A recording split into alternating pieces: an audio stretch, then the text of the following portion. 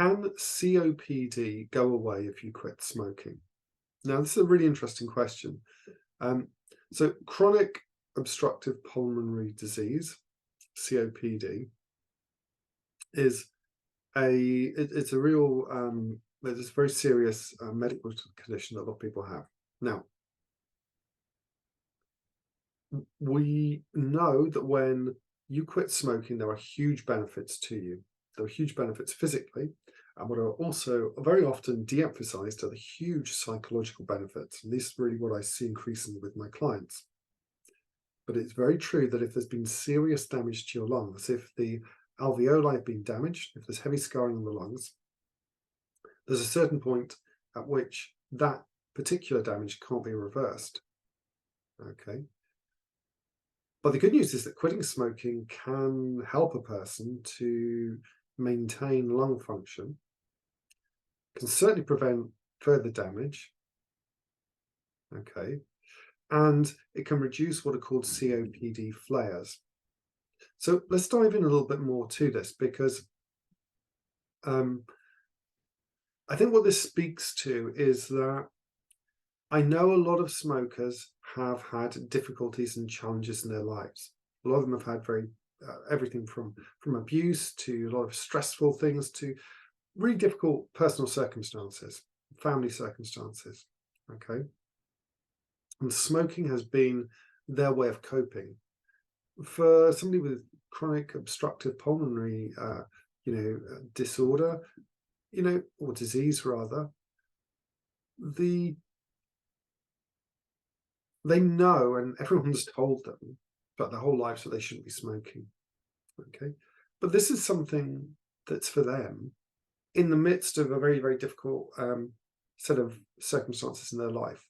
Okay, now this is why having the support of a stop smoking expert can be very, very helpful, because I understand the deep emotional drivers that are behind stopping smoking that cause that to feel locked in place.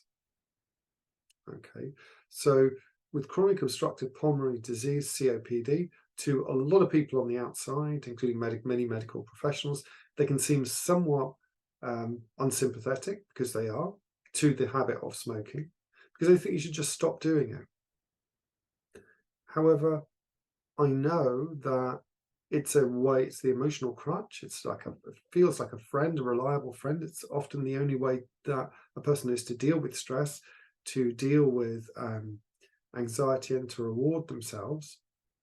And so I understand that those emotional things are the things that need to be dealt with. And if it's not dealt with, then how can somebody be expected to go on and make changes? I mean, we wouldn't expect somebody to be able to go on in their life without any difficulty if they had a bereavement and they lost someone very, very close to them. Well, it's the same. The feeling and the connection is very, very similar. In fact, it's really the same with stopping smoking, because smoking has been, for many people, they will talk about it as being their best friend. Okay, so I want to have that kind of just bear that in the back of our mind when we look at this. Okay, we look at this idea of, can COPD go away if you quit smoking now? Because if you have COPD, or if you know someone who has it, they need help to deal with those underlying drivers. Okay, they know it's good for them to quit, but they want to be able to know that they can manage their lives, okay, better. Now, so this is going to bleed into their personal motivation and having a strong reason to quit. Okay, so the information here will hopefully give you the information that you need to know about the benefits of quitting relative to chronic obstructive pulmonary disease, COPD. Okay, and look, medical professionals will tell you this, right? If you've got COPD and you're smoking regularly, cutting down or quitting smoking is the most important thing you can do to change the course of it. Okay, because it's a progressive disease. Okay, so at any point when you quit, you prevent further decline. All right, because what's going to happen over a period of time is, if you've got COPD and you're smoking, lung function is going to reduce. You're going to have more complications. So you're going to have to work harder even to smoke, to actually physically smoke, is going to cause more problems. You're going to have more difficulty breathing. The disease is going to get worse. And it's a right old bag of potatoes. So at any stage, quitting can prevent further decline. Okay. And in some cases, it can alter the progression of COPD. What does that mean? Okay, well, look.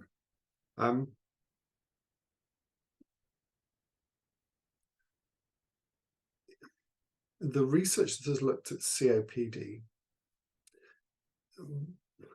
is both useful and a little bit misleading. The misleading side is that there's a kind of a belief that's become entrenched amongst smokers and, of course, among medical professionals, due, I think, to the marketing efforts of a lot of big pharmaceutical companies, that what the big problem that people have is nicotine dependency.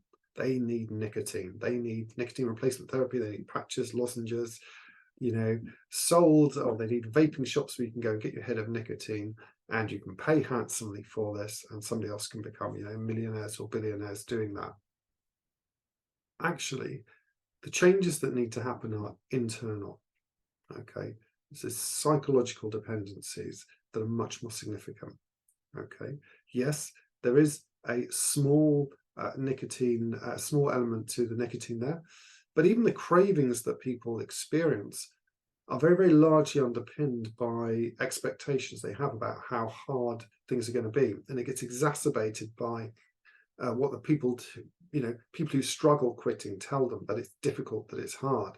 It gets exacerbated by anxiety of how they're going to manage their life, and if they don't honestly have ways of coping better and ways of rewarding themselves that aren't smoking, then who can blame somebody for smoking when that's the only way that their unconscious mind knows how to manage their situation? So where the research, I think, has been really helpful in this is that to identify that there are high rates of depression in smokers who have COPD. Okay, so if we don't deal with the underlying, shall we say, those underlying things, because remember, smoking is a symbol of being able to cope in life. Okay, it's a way to be able to manage life. It's a way to reward yourself. And for many people, it's the light at the end of the tunnel. Well, if you've got a population that is more at risk of depression, if you take away the psychological crutch, then the process of quitting smoking without dealing with the psychological side is likely to just only increase the depressive symptoms. Okay, which is why you've got to have a plan, you've got to have the support in place. And the reason we talk about the support in place is, look, for people who try to quit, this is one of the reasons why folk who try to quit fail. They don't have a plan in place.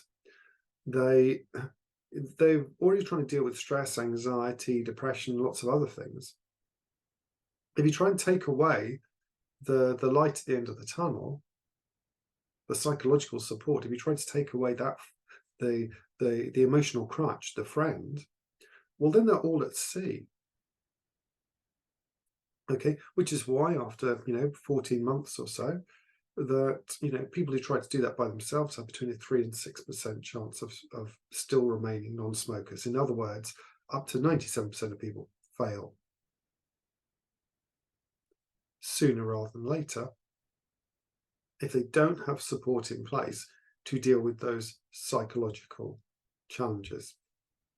And when I work with people, when I work with clients, and we go through the 4 stages of quitting smoking: contemplation, preparation, action, and maintenance. This contemplation phase is really, really important, where you get to enough is enough.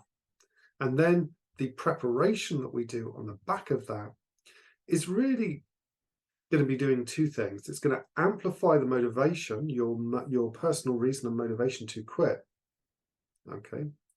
But it's also going to be flushing out these deep subconscious concerns and anxieties and worries that are kind of there in the background, almost at the periphery of your awareness, that are the real things that are driving the habit.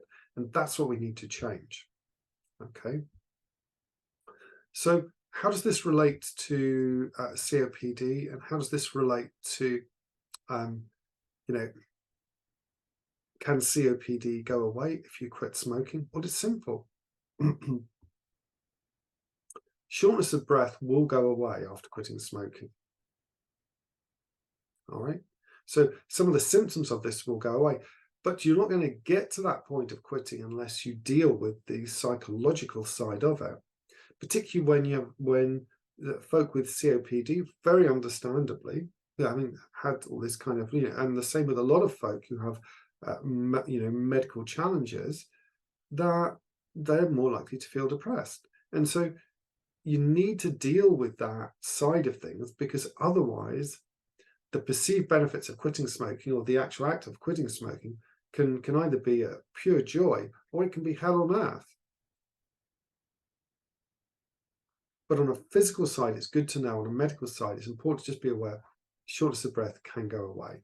Okay, so you can see within 6 months, generally the medical guidance is this, that, and the research on this is that shortness of breath can, you can have improvements in that in as little as 6 months. Might take longer for some people. Okay, so COPD makes it difficult to empty the lungs of air when you exhale. Okay, air gets trapped in the lungs, so there's less space to bring in new air and oxygen. So quitting smoking does improve shortness of breath. Okay, there are other things that can be done, breathing techniques that can be taught to strengthen the muscles that control breathing. Okay, and your registered medical professional can give you guidance and advice on this. Okay, for example, breathing out through pursed lips helps exhale more fully and push out more air from the lungs. So recently, for example, I had a Wim Hof instructor who was guiding me how to get into a cold tank, get into basically a tank of ice that was 0 degrees. And when you get in there, you take this double breath, you basically go into a little bit of what's called cold shock, and your breathing is sort of starts to alter very rapidly as your body goes into this little bit of shock. And we were taught very carefully to breathe in through our nose, even if it's more powerfully, and then very slowly out the mouth. There are techniques different breathing tools and techniques that can be taught to guide a person. Okay, so it's really important to recognize this. If and when you quit smoking and you have COPD, some great news. Okay, now generally it's important to just bear in mind that when you quit smoking,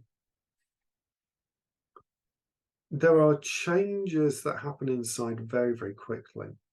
Okay, within 8 hours of quitting, within just 8 hours of quitting, carbon monoxide levels get reduced by 50% in your body, compared to somebody who carries on smoking. So that means two people start the day, one's a smoker, one's a non-smoker. Oh, sorry, they're both smokers. One stops smoking. 8 hours later, that person has 50% the carbon monoxide in their body that the smoker does. Okay, that's going to be a huge win for you. I mean, look, you can Google carbon monoxide, but I think we're all pretty aware of the detrimental effect to our brain, to our body, to our neurophysiology from that. So that alone is a huge win. Okay, 24 hours later, carbon monoxide is completely out of your body. Within 40 hours, sense of taste and smell will improve. Now, that can be a mixed blessing for some people, because they actually start finding foods are much more intense than they realize, for instance, sugary foods, because now they're able to taste for the first time in a very long time. Okay, within 3 months, the circulation in your body's improved. Okay, within a year, your risk of heart attacks reduced, and after 10 years, the risk of lung cancer is basically half that of someone who smokes. All right, so remember that COPD is a progressive condition. So the best thing you can do to stop progressing it is just simply to quit. All right. There will be some wonderful things that can happen in terms of being able to, shortness of breath within 6 months can typically be improved. Okay. And it's going to at least reduce coughing and chest tightness, bring down some of that inflammation. So, can COPD go away if you quit smoking? Well, look, if it's an underlying kind of thing that is just there, there are certain diseases that we can't get rid of 100%. Okay, at least given the state of our medical knowledge, in 2023. Okay, so COPD won't go away, but you can still experience huge benefits, and your ability to maintain and deal with that, manage that, should be vastly improved. Okay, because you're going to be stopping anything getting worse. You'll be able to any of the sort of ability to be able to breathe more easily, get more oxygen in your body, be able to expel air out. The things that you learn with that, the tools and the techniques that your registered medical professional can recommend to you, or the referrals that they can give to you, can really help. All right. So COPD won't go away, but you can manage it much better. Okay, because you're going to be preventing further damage. Okay, you're going to stop anything declining. You're going to be preventing those awful COPD flares. Okay, and you can stop it progressively getting worse when you quit smoking.